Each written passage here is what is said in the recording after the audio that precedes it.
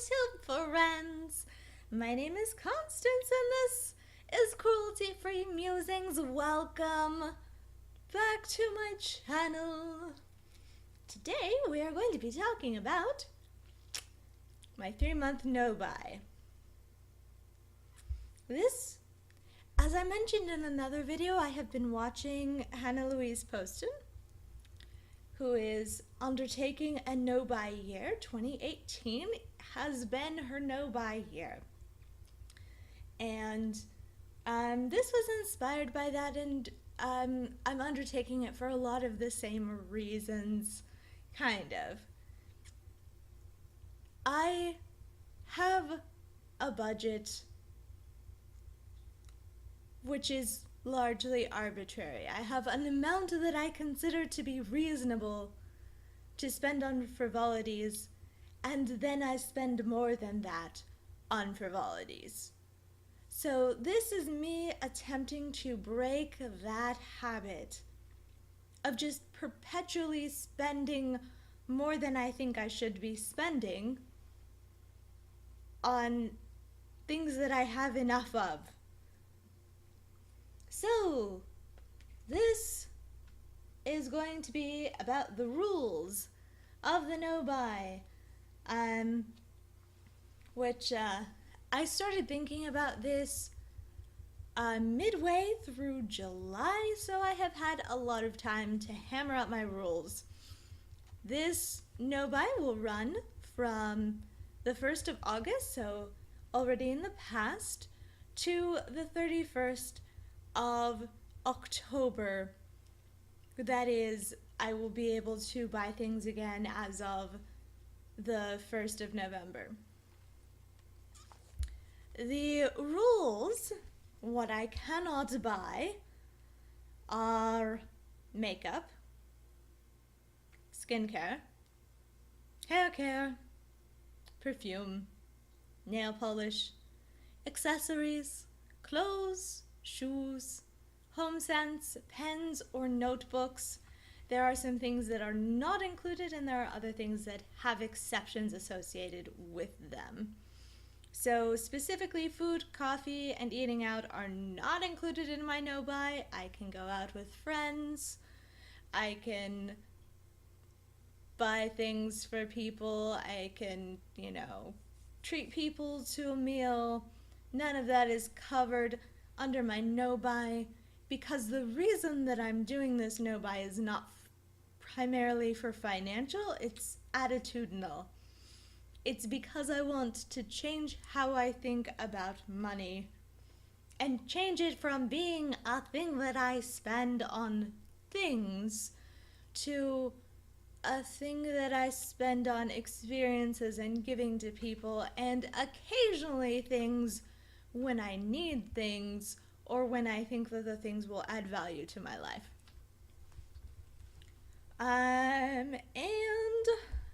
Last item in the rules is I'm allowed to buy 1 book a month as long as I have read the one that I bought. So I will be allowed to buy a book in August. It will probably be The Corinthian by Georgette Hare, because I somehow don't have that book. I have a lot of Georgette Hare. I'm looking at my bookcases over there. I have a lot of her novels. She wrote Clean Regency Romance. She wrote back in the early 1900s, so it's like it never got racy because they didn't do racy back in that time period. But lots of really sweet stories with a good sprinkling of sass and fun. So, The Corinthian is one of my favorites. I have many of her novels, but not that one.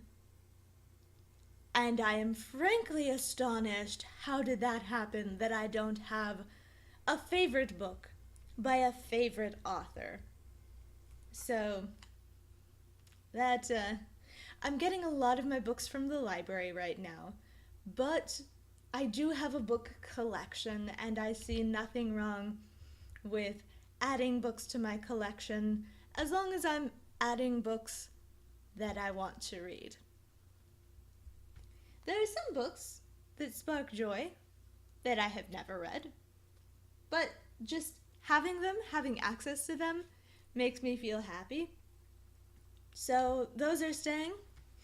I did go through all of my books when I decluttered my entire apartment with the KonMari method, and I went from 3 full bookcases down to 2 full bookcases.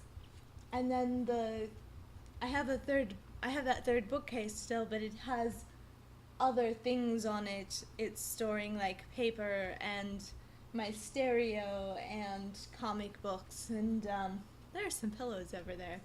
Anyway, this is not about my bookcase.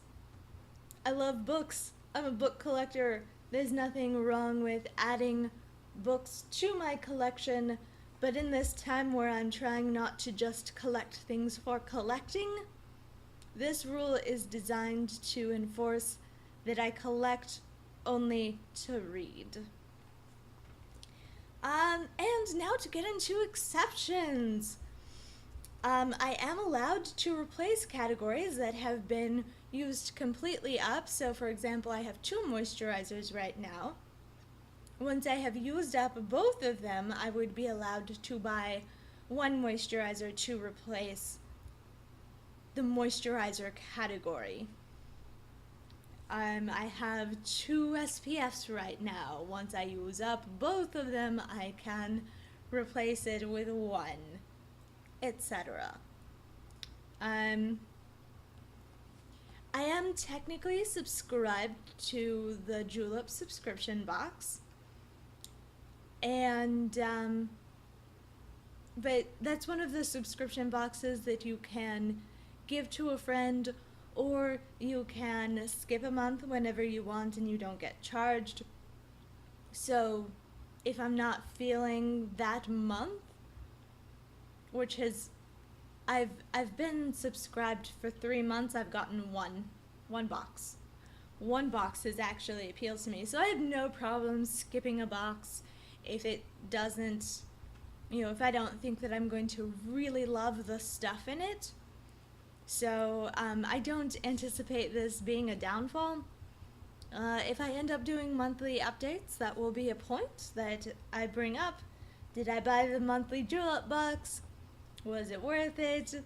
So the Julep system, there's a basic box, which is $25, and then they put out more expensive boxes every month as well. I wouldn't be able to upgrade my box or add additional things onto it under the rules of my no-buy, which is fine. I'm kind of opposed to doing that in principle. So I can go through the Julep store when the window opens and see if enough things appeal to me that I want to get the subscription box this month for August, September, and October, even though I'm not buying things, and it won't count as breaking my no-buy if I do end up paying for the subscription box that month. You can also buy the subscription box but have it sent to a friend. So who knows?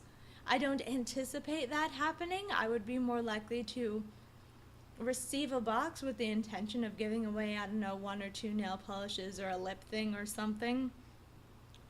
But possibly, if I wanted to send a box to a friend, I would allow myself to do that. That would fall under the category of giving gifts, which is not only allowed but encouraged under the rules of my no-buy. The third exception, if it is necessary to work, school, synagogue, and I have nothing that will work in the broad category, and I can't borrow anything, then I can buy a thing that will work for this thing that I need to do. An example that springs to mind, I dance as part of the congregational performers at my synagogue for special events. And I have black flats that I bought so that I could dance. But if I needed nude flats for some reason, and I couldn't borrow nude flats from someone else, then I would be allowed to buy them under the rules of my no-buy, even though shoes are strictly forbidden, and even though I have lots of shoes. I don't have any nude dancing shoes. So if I needed specifically nude dancing shoes for a synagogue, I could buy them under the rules of my no-buy. If something is necessary to my health and safety, I can buy it. This seems really practical. And it's like one of those provisos, like, it pops up occasionally, and then you're like, I don't know what to, if you haven't thought about it beforehand, you're like, I don't know what to do about this, shall I be conflicted?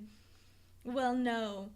If I am in another city and I scrape myself really badly and I want to put Neosporin on my scrape, I can go and buy myself some Neosporin. That's covered under health and safety. No agonizing required. That one is a pretty straightforward proviso. I can and have, I'm recording this on the 3rd of August, I can buy backups for Husbear, Kitty, or House as long as they're necessary. For example, he opened his last toothpaste yesterday, so I bought toothpaste. I just bought an additional thing of cat food so I don't run out of cat food. I can buy cat grass. I bought command strips. Those are, for hanging pictures. That's completely fine and covered under the proviso. I'm allowed to buy a large category of things which are not directly for me and which I don't tend to fall into trouble with. The notable thing that I would like to pull out of this this particular exception is that candles and wax melts are not covered under this. So I can buy things necessary to clean the house and decorate the house and organize the house, generally speaking. But the thing that only I care about in the house, I have to use up what I have. I have a little wax melt in that corner of the room. I have a little wax melt station and a candle. And I have to use up those things before I can buy new things. All right. So, the last proviso, I am encouraged to do things with friends, including spending money for activities. For example, I'm going ice skating with a friend.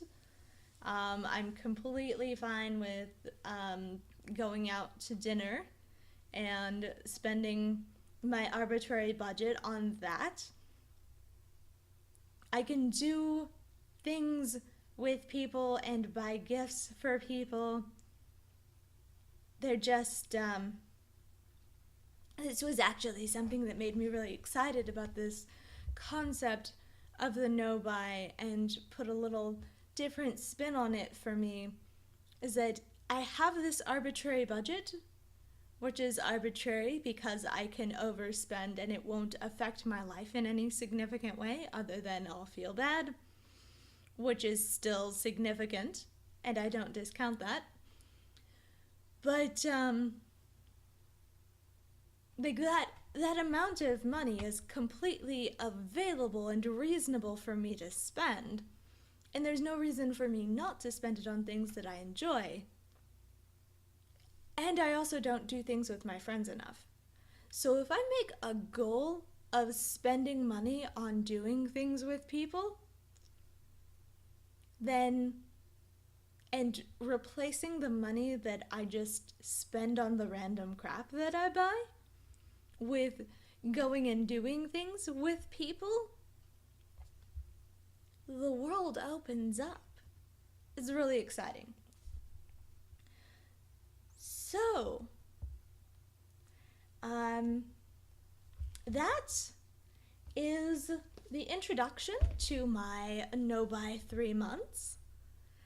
I am really excited to be taking this on and introducing a new stage in my thinking about money. And I didn't think about how to end this one. One of the things that Hannah said as part of one of the early videos in her No Buy Year catalog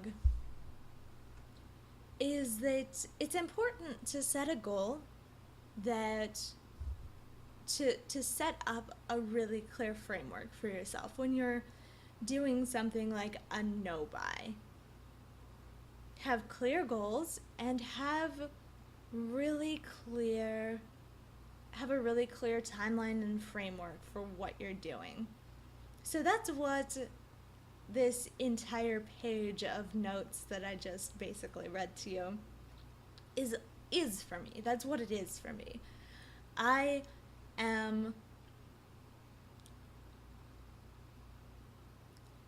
invested a lot of energy into thinking about a time frame.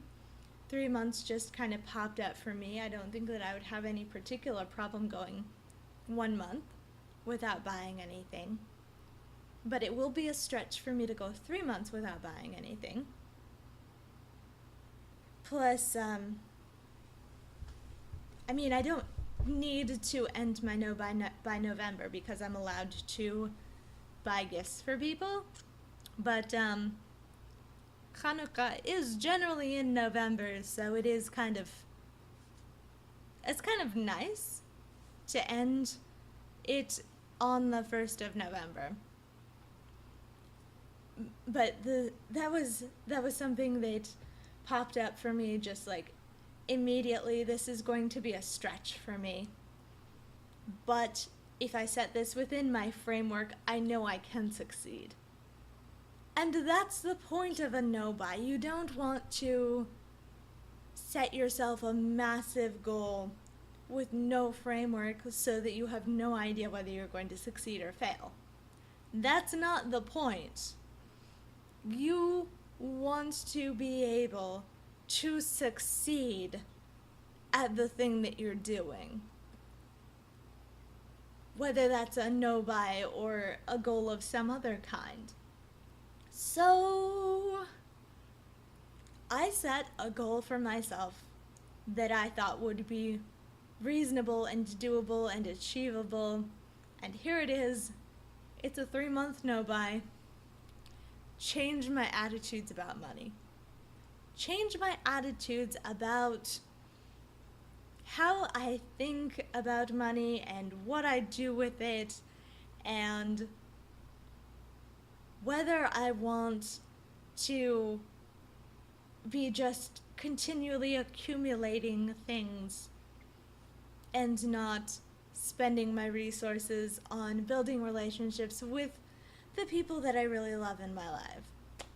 I hope you enjoyed or learned something, or both. Like, comment, subscribe, do whatever you feel like.